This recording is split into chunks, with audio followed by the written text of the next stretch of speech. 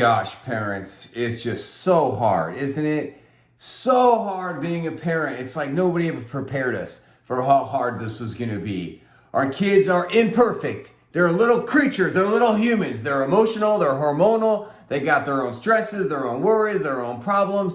And they're just regularly making bad choices. Why? Because that's what kids do. Oh my gosh. Today in this Parents Club, we're going to hear from me. We'll hear from some other parents about problems. And there's going to be so many. What are problems? Well, problems are the result of our kids doing their reactions, which can be found in question 2 for those of you who are new to the Parents Club.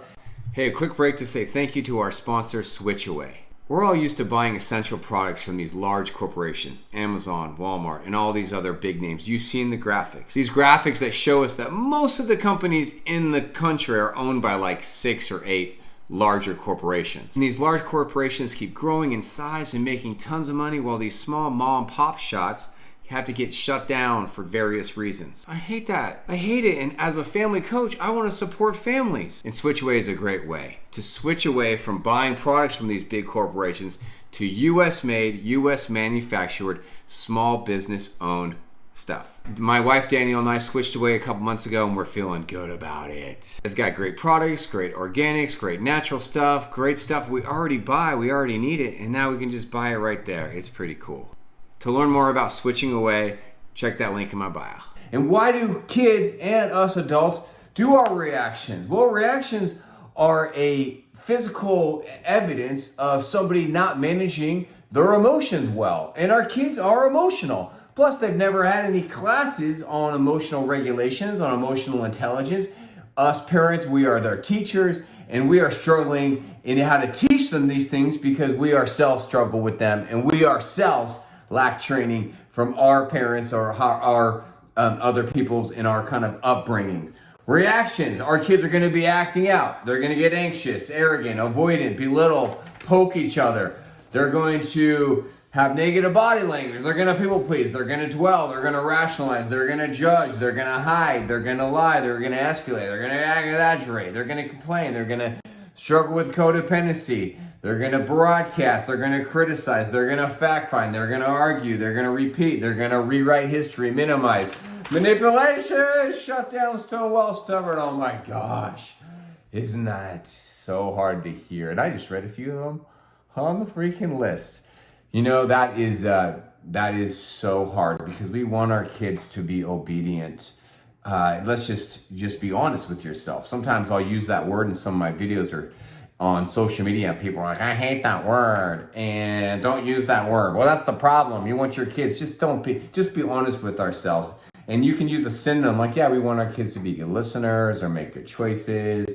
But I mean, come on, our kids need to learn how to be obedient to their principals, to police officers, to teachers. And where do kids learn how to follow instructions, how to be obedient, how to be good citizens? Well, every home is a school. Yet we are struggling ourselves because we as human beings, we are full of emotions and desires and misplaced desires and negative thoughts, and we bring our own baggage into our relationships and baggage into this relationship called parenting. You know, we have our own desires, which can be found in question 3, and we all have our own buttons, right? And our buttons are not angry and frustrated. Those are like weak sauce words. Come on now. No. What we do here in the Parents Club is we raise our own emotional intelligence by knowing ourselves, studying ourselves, knowing that parenting is so challenging because we feel so powerless, right? One of the keys to thriving as a modern parent is just to be really wise and accept and to be very mindful about how you handle powerlessness, right? That is a button that we all feel as parents, especially as our kids get older. And it hurts us, it struggles with us because we want to have power, to protect them, to teach them, to mold them, to guide them. And as they get older, you know, they want more and more power, and that's super normal. We were the same ways. And so, you know, one of the keys parenting tools you hear from me are tools that sometimes start with the word share or co, right? Like shared problem solving is one of my favorite parenting tools. Co-creating win-wins, especially with your teenagers, is super key to thriving. But we can only do this when we manage our own emotions emotions, our own buttons. We limit our own reactions, because if we're going around, we're a reactionary, emotional type, reactionary parent. I mean, how are you going to have a healthy heart talks? How are you going to be able to have this connection? We won't. It's going to be tough, right? It's going to be tough. And in fact, I don't want to get into this now, but on almost all my social media videos, I'll get these comments asking, well, what do I do if my child won't talk to me, or my 20-year-old something won't talk to me, or my 30-year-old child won't talk to me? And I say to them, well, you need tools for what's called estrangement. I just did some estrangement coaching with a single dad out of New York just yesterday, and it's very painful. It's very challenging when family members are estranged from each other. Now, estrangement is nothing new, but it's skyrocketing right now. It is skyrocketing. It's something we need to be really wise about how do we make good choices with our family members to avoid estrangement. And also, how do we even be peacemakers in our own family members to help our family members who might even be like estranged from each other? And so, yes, so here is some solutions for you, right? Here are some solutions, and I have some really, really good news. Every time I do a Parents Club monologue, I want to talk about something new, something different. Not even something I talked about even 2 years ago. And this was why I have, 2.5 years at this point of these Parents Club recordings replayed. You can even go back. Of course you won't. Who wants to sit here and listen to 2.5 years of me talking? I'm sure wouldn't. But here is some great stories, and it's just some great inspiration for us. And I'm gonna, and these Parents Club live Zooms especially, I do live role playing. We got a super tiny group here today. Really surprised by that, but super glad you're here. If you're here, I want to encourage you to engage with me and talk with me. You can ask me questions. You can be real. You can hide your face, or you can show it. Or you don't need to engage with me at all. I'll just end up talking to myself for a whole hour if that's what's needed. No, that's never happened. I'm sure that won't happen. But here's some really good things. So I just want you to take a breath in your chair. Take a breath, because hearing me share that kind of opening teaching might have just made you laugh or giggle, or it might have actually done the opposite. It might have actually caused more anxiety or anger or worry inside of you. Like, oh my gosh, Sean, you're just putting salt in the wound right now. You're reminding me of all these painful things that I'm experiencing every freaking day with my kids. Well, here is some really, really, really, really, really good news. That's a lot of reallys. Family time is therapeutic. Family time is healing, and family time changes things.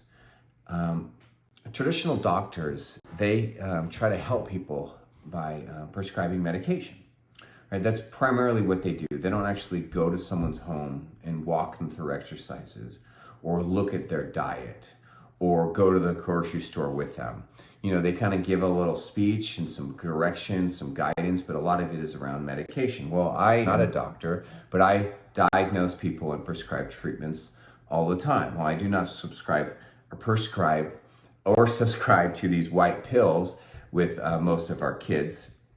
A lot of the treatment that I give, you hear what they are if you've been a part of this club, of how do we treat problems, which are long-term solutions to many problems. This is why I'm such a huge fan of the Heart Talk, because the Heart Talk is the most powerful tool in any parent's toolbox. But what I also do, and in this, I just really want to empower you to think, okay, when your child is acting out, your teenager is acting out, you're going to be tempted to want to do some stupid things, right? Do your actions, do some punishments, do X, Y, and Z. But here's what I really want you to think first, right? Think first is, how do we surround this child, this teenager, with just more family time, more love, more connection, more family dinners, maybe a family vacation away from everything and without screens? How do we maybe even take our family to go do even a service trip together, to just kind of not go to some fancy resort or that same camping spot we go to, but actually a place we kind of serve and we team up together? How do we maybe look at this person's diet, on their sleep schedule, and really kind of go to the core? I practice what I preach. So recently, as I've talked about, one of my daughters is just very social and very active. She works a lot. She's great at working at these restaurants. and just kind of feeling at times really powerless and disconnected with her. So how are we going to solve these problems? Well, am I going to scold her, yell her, shame her, pep talk her, avoid her, people please her? No. Well, one of the things I want to go back to now is I want to go back to having more regular family meetings with my family, something we've done a lot in the past, but just like any normal family, we kind of go through waves. And also going to talk to my wife later on today about doing something that I teach. I teach so many clients, and I'm realizing I need to start doing this in my own home because my daughter's now working a lot and gone on the weekends. It's summertime here when I'm filming this. What about having like a regular Sunday night family dinner where we say, look, girls, we want you to really schedule it out. No work, no friends time, Sunday night, put it on your phones, schedule it. And yeah, if something comes up, like something special, a birthday or an event, and you can't come to the Sunday night family dinner, of course, we'll be chill about it. Just talk to us or use the group chat, but just prioritizing. And why do we do this? Because it's true. It's not a make-believe thing.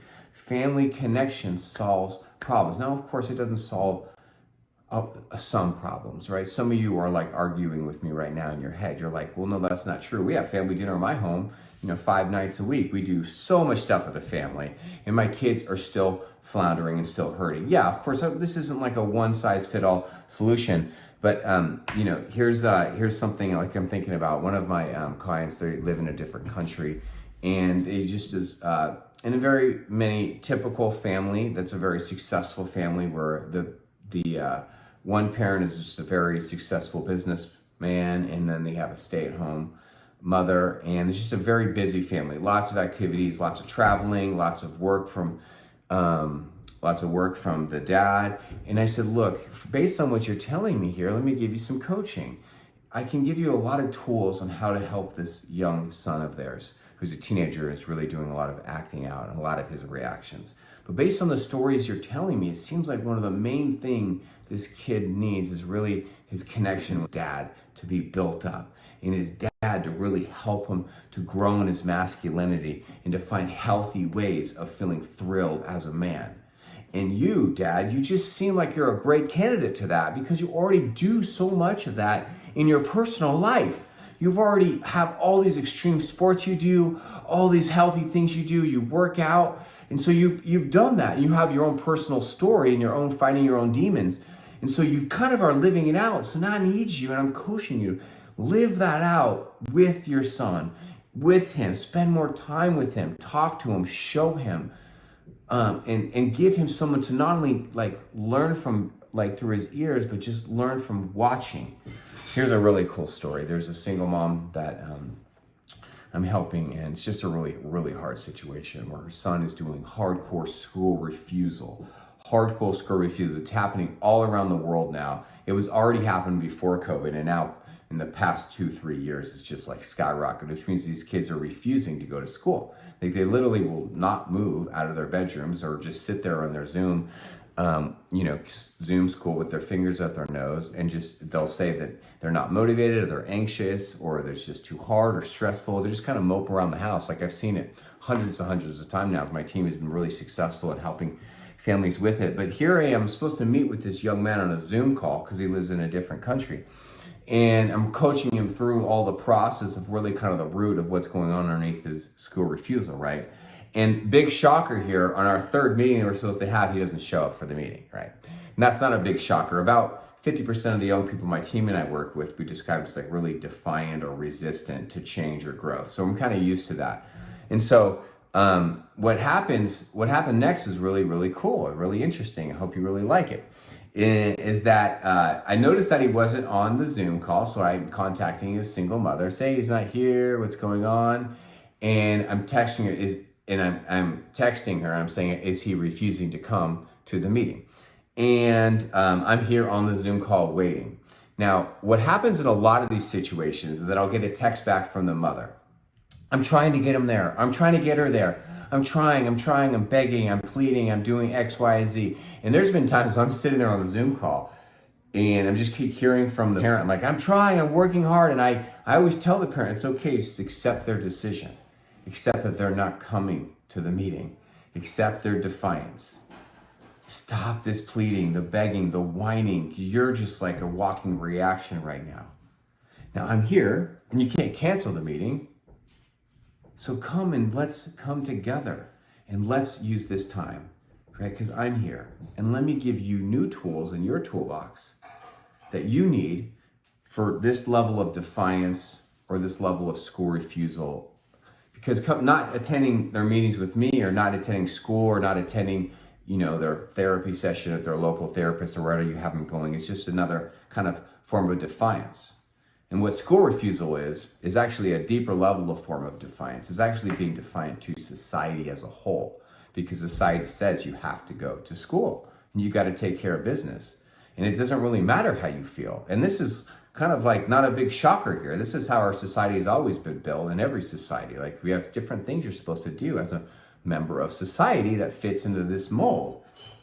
And so, school refusal is a super painful and serious issue. So if you're dealing with it in your home, please contact me and I can give you some great tools and a great structure on how to get your child to understand all the emotional things that are going on inside of them that are holding them back, to helping give you tools on what to do in these painful situations. It's super, super hard. And then to help you guys build this team together to get this kid to do what you want them to do and what society wants them to do, which is to attend school. So this is the thesis of the story, though, is that is that the mother came to the meeting and she was wonderful and she was present and she was calm and she was ready to learn. And she says, well, this is escalating more, this type of refusal. And she tells me some stories. And one really painful story was that her son was signed up to do some type of scorekeeping at the local, sporting event where he's involved. And so this is great, right? He's getting involved, making money, doing reffing and scorekeeping to make money at the local Little League type things, right? Isn't that wonderful? But sad story is he did it one day and then the next day he just said, I'm not going. Now, this is another symptom of this kid's reactions and kind of his coping skills, just shutting down. And as you can see from like a mom's point of view, it's super heartbreaking and super sad. I said, well, what'd you do? She said, well, of course I tried to get him to go, tried to encourage him, get him out of bed, pep talk him, blah, blah, blah, and he just wouldn't budge. So what'd you do next? She said, well, I went to go do some yoga. I said, what? She said, yeah, I went to use some yoga. I'm like, that's a great story. That's a great story. You went to go do yoga. I love it. And that is just an example of, yes, when we talk about family time for kids, how precious it is, how important it is getting dads connected with sons, dads connected with daughters, mom connected with sons and daughters, having these heart talks, doing these vacations, being together. Like, this is not like new information. This is all old school stuff that we need more of. We need less of these screens in our lives and more of these old school times of connection. Because as you heard me say, connection before correction, always connection before correction. But here's the thing, in most cases, not all cases, if you have really good connection, it means you'll have to do less correction, right? So it's like, what do we want to do? Do we want to spend our time reacting to our kids' bad choices? Well, at times, in doing our reactions, no. Do we want to be mindful about maybe setting up a structure or a process of discipline or natural consequences or reaping and sowing with our kids? Sure. But really what we want to do is we want to train our minds to just look at our kids and our family dynamic and just look beneath the surface. What's really going on here between me and this child? What's really going on with their behavioral choices, with their, refusal or their defiance or their, what does it mean about, how does it reflect in our relationship, and how can I foster a tighter relationship and then leverage that relationship into teamwork, mutual care, and co-creating win-wins? And so this is why we spend so much time on these hard talks in this Zoom experience together, because it kind of just is such a powerful tool to just really get to the heart of the matter. And isn't that what we want, like, everybody to always do everywhere, whether our doctors or our friends or ourselves, is just to look through all the BS you see on the surface of life. Because remember, parenting is like it's never about what it's about. We train ourselves to always look under the surface. What's really happening here between me and this person? How do I use my words and my connection, my gentleness, my assertiveness to really get to the heart of the issue.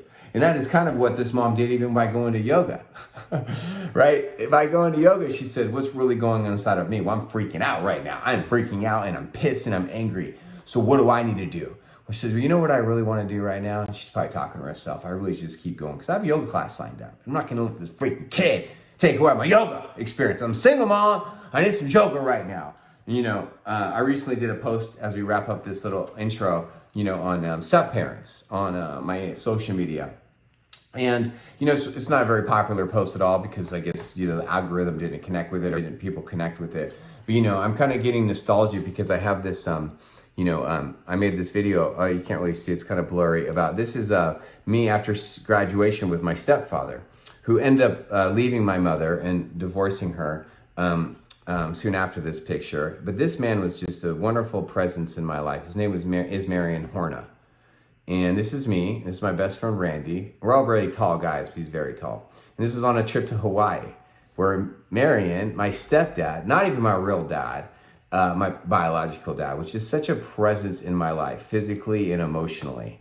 And I don't remember very many of these conversations of him and I having fish tacos together. I don't remember what we talked about here this day. He's maybe helping me to move into this janky apartment right now. I mean, look at this apartment. I mean, who knows what I was thinking here. I mean, the pictures are really bad.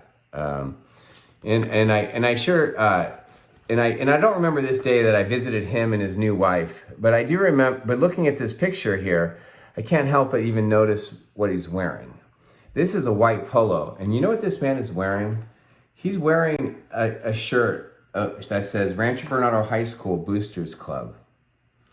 So this man, my stepfather, was so involved in my life, and I was such a salty teenager to him for a little bit. But he didn't give up on me. He was there for me physically and emotionally. And he was so involved that he actually joined the booster clubs at my high school, and he probably gave money to the booster club. I mean, how incredible is that? And I mean, and what type of kid was I in high school? Well, I've told you some stories. I mean, this is a picture from one of my basketball teams right here. Right? I mean, that's me, number 13. This picture is really, really shady. It doesn't show up in the Zoom camera here. I mean, look at that. This is me, big nut number 13 here, with my hair and doing like a stupid, silly face. You can't even see it. And this is him right next to us. And it's just another example of how I kind of want us to be the best parents we can be. And this man was not a perfect step parent or a perfect parent, but what he did was he really valued connection and time with me. And now I kind of want to be like him. And I want to be the best parent I can be. And I hope you just take a breath and realize these problems that we're facing, they're just really temporary. We're not going to be dealing with these problems with our kids forever. We're going to get through this season. That is very hopeful. And it's also very joyful and true to just meditate and to rejoice in the fact that one of the ways we're going to get through this is just through family time. And I know you might be really hurting as you hear me talk in this opening teaching about the importance of family time because your kids are avoiding of you or they're stonewalling you or they don't want to be in that family time. And so that can be really hard, but here's some good news. I can show you some tips and tools on how to get them to re-engage in family meetings, family dinners, family vacations, family time. There's hope here. And so thank you so much for coming to the Parents Club. We got a really tiny group here. Really glad you're here. So let me just pause and pass it back to you. Love to hear from you. What do you think about my opening teaching today?